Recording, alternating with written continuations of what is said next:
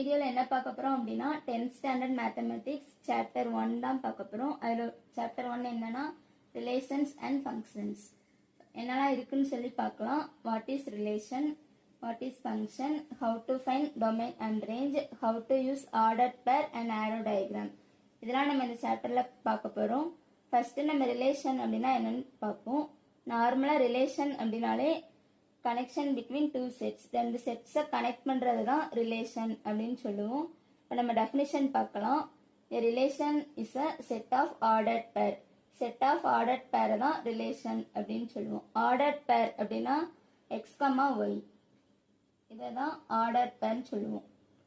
இப்போ எக்ஸாம்பிளுக்கு ஏ அப்படிங்கிற ஒரு செட் இருக்கு, பி அப்படின்னு ஒரு செட் இருக்கு. ஏல வந்து 1, 2, 3, பில வந்து 4, 5, 6 அப்படின்னு இருக்கு.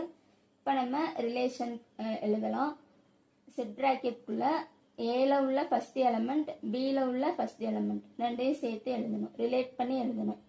ஏல உள்ள ஃபர்ஸ்ட் எலமெண்ட் 1, பில உள்ள ஃபர்ஸ்ட் எலமெண்ட் 4, 1, 4 இந்த ரெண்டையும் ரிலேட் பண்ணி எழுதுறது தான் ரிலேஷன் அப்படின்னு சொல்லுவோம். அதே மாதிரி ஏல உள்ள செகண்ட் எலமெண்ட், பில உள்ள செகண்ட் எலமெண்ட், அதே மாதிரி தேர்ட் எலமெண்ட்.